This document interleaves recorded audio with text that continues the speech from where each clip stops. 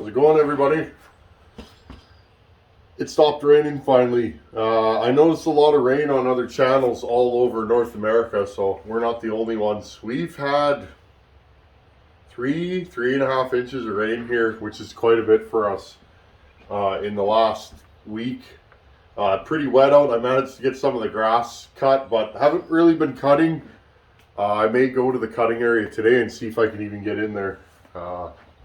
We have four-wheel drive, but if you guys have ever mud bogged in clay, we call it Manitoba gumbo here. That's axle breaking, rock hard stuff. It's almost like at work when I'm wearing my rubbers, if you get your foot stuck and you pull out, you'll lose your boot. So you gotta be kind of careful. Anyhow, I'm gonna bring you guys in close here and show you guys what the deal is with Buckin saw. You guys have been asking about it. I'm doing little odds and ends. This saw, this isn't just a porting project. It was ported with the best in components we could find, and then we wanted a pipe for it, custom dogs, and I'm attempting to stiffen up the mounting system on these. Any of you guys that have run these with a long bar, they tend to be mushy. This series of saw, you know, your 272, 268, your 181, 281, 288, 266. This one's not the soggiest of saws I've ever had. I did order new mounts, so I'm probably going to remount this saw just because I know Buckin runs, like, this thing's probably going to live life with a 32. In fact, I'm pretty sure it will. So we're going to do that. I wanted to show you guys this pipe, and then we're going to jump into something else and get going here. Got lots of work to do today. I'll bring you guys into the bench. Okay, so in the last video you saw that we made a pipe for this, and after I ran the saw briefly, I never put it in the wood though. We have some odds and ends to do on this saw. After we put the pipe on here and I ran it, it was too wide. So I bumped you guys there with my big feet. I decided, along with Buckin, we were kind of talking about it, let's make it narrower. So no big deal. I had to think about it because I spent a lot of time making this pipe, and again, time is not wasted if the end product is not what you want. Throw it in the garbage and start again. But so I chopped this down, and now it's even smaller, and I cut it shorter. This is going to be a logging saw, and I'm building it for a logger. And when a logger says, hey, it might be a little wide or a little deep, you just fix it, right? Here's my theory, folks. When you're porting saws, it doesn't matter how long it takes, the time you spend, or any of that. You know what matters? 5 years down the road when the guy goes, this sure is a wicked saw, and they run it all the time. That's when you've done your job. So, anyhow, that's what we got going on here. We're going to talk about these in another video. Look at those things. Fab Willie, you do good work, buddy. Okay, we got some more business to attend to. I'm just going to grab a box. We got another box in the mail. You folks out there, I know I say this all the time, but my gratitude never ends. You folks out there support the crap out of this channel. This channel is your channel. We're going to continue. I got to talk to you guys about something here. This channel's getting to a big enough size that, you know, people want me to promote products and endorse things. I'm not interested in doing that, folks. I'm just not. Honesty and integrity is just how I am, and I'm an honest fella. You guys see, if I do something I don't like, I'll show you on a video. And that just goes into, you know, representing companies and products, and I don't really feel good about that. So this channel is 100% supported by you guys out there, and I appreciate that. So this box here, Virginia, VA, Virginia, right? Pounding Mill, Virginia. Roger's the fellow's name. He emailed me about a month ago and offered to donate this saw to the channel. I have needed one of these. I'll show you guys what we got here. So we cut this open. I've needed parts for a project for quite a while. This saw will be for me. We'll see what we got in here.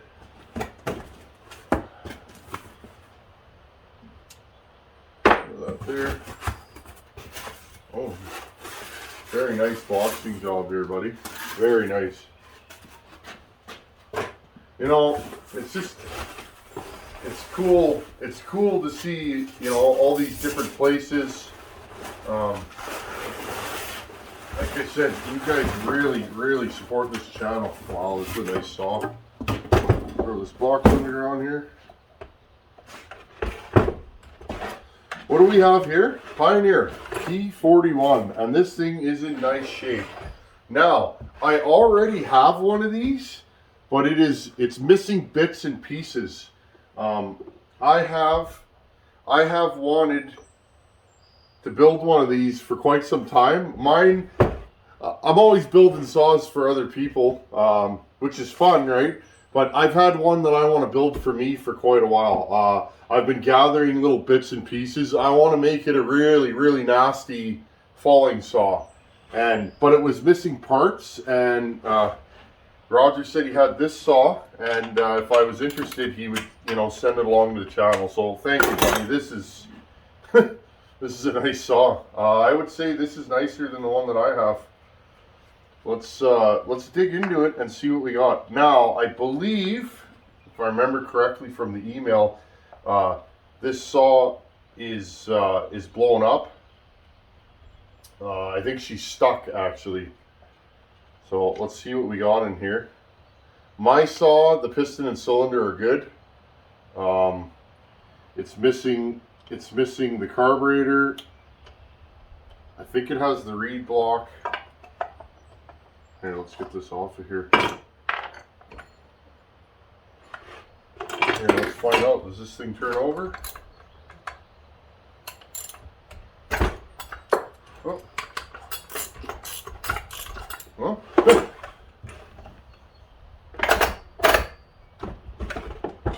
Okay, so the recoil's a little unhappy. Funny story, folks. My P61,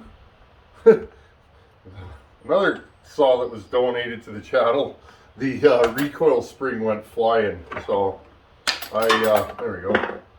These Pioneer recoils are a little bit iffy. Well, let's see what we got going on here. Live with the Tin Man. I'm going to pause you guys here. I'm going to take the recoil off and the muffler. Let's see what we got going on here. I won't bore you guys with the details. Just give me a second here. Okay, I had to fumble with the recoil. It didn't want to come off. I think I'm going to say that maybe the crankshaft's no good in this, or there's no spark plug in it, but I'll show you guys. It's stiff to turn over. Other than that, though, like Roger, this is a nice saw, buddy. We can definitely, I would say this is nicer than the one I have, to be perfectly honest with you. Okay, so what do we got here? Okay, yeah, this thing's pretty scored up. I'll bring you guys in close here and you guys can see the deal. Put the light on here.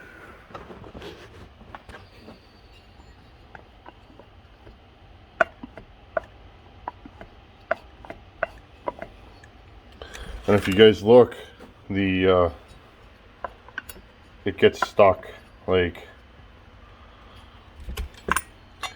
I almost think it's rubbing on the coil, which it is. Okay, well, let's see what we got here. I'm just gonna bolt you guys back up. Let's loosen this coil off. Again, I'm just showing you guys kind of what I do. When I get a new saw in, I like to I like to check it out right away. Whether I'm working on it or not is kind of irrelevant. Oh yeah, okay, I see. So the coil is loose. I'm just going to push it all the way back.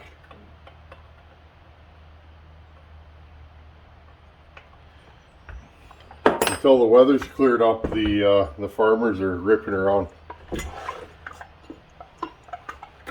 Okay, well, there's our problem. See, so right away, I thought maybe the crankshaft was stuck, but no, it was just the coil was rubbing. Okay, so this thing is scored up pretty good. Rings are probably stuck. There's a big chip there. You guys see that? It's a big chip out of the top of the piston. There you go. There's a good shot. But who knows? We can do something with this for sure, right? There's always something you can do, whether it be a part saw. What I would like to know is, does this have spark? Because often these don't have spark. So I'm just going to take a business card here. I'm not sure if the recoil is going to cooperate. I really had to fight to get it off. That plastic cover at the back was holding me up. I want to do one of these. This size of saw is what is for the wood we cut here. This size of saw is typically what I like to swing around. They're nice and light and ported. They make a lot of power. You guys saw in the 66cc cutoff, which is what size this saw is. This would have competed with early 266s. Is it outclassed? I don't know. It's hard to say, right? It's a little slower, but it is a reed saw, so we can really turn this saw off. I'm just going to take this plastic cover off. Really hard to get this off. I don't know if there's a trick to it, or it was getting stuck on the carburetor, but I couldn't get these screws out with it on the saw. That's why I paused you guys there. There we go. I'm just going to slip this on, and we'll throw a spark plug in this thing. I don't believe you can get pistons for these. Little Red Barn has them, but we're not going to go into that. You guys are probably thinking it.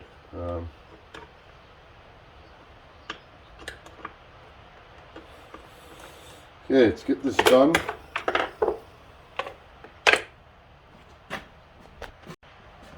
Okay, I just paused you guys there. I want to get this recoil back on. See if this thing has spark. Then at least we know what we're dealing with. I'm probably going to make a note or put a tag.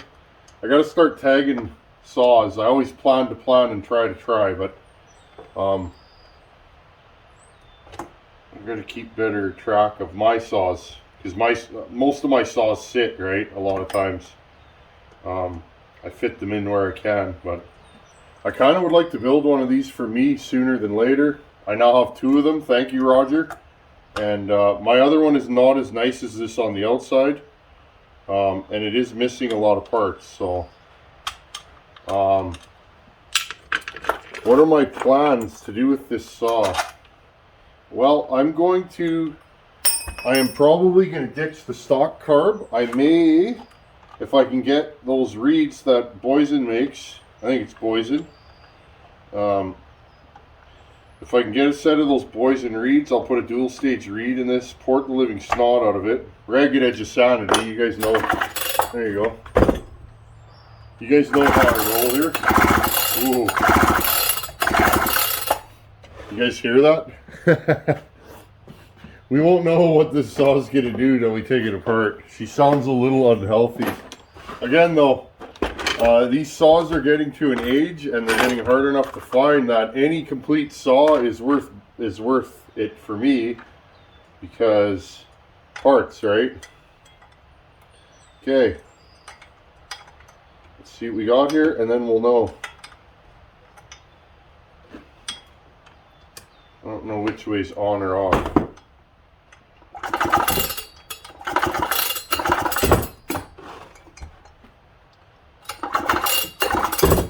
Maybe it's this way. So it looks like we may not have spark. I'm not saying we don't, but okay, I threw a different spark plug. Now, I did not really gap that coil correctly. You guys see that?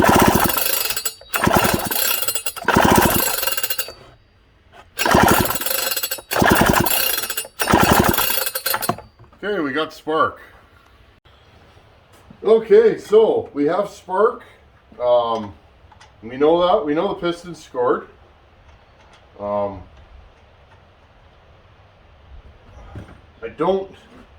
I don't think there's any pistons available for this that I would use.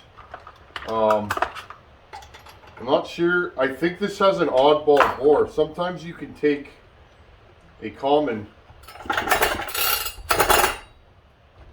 This is like my P61 recoil. That's exactly what it's doing. It's getting stock, and usually you loosen it off. This seems to be a common thing on these.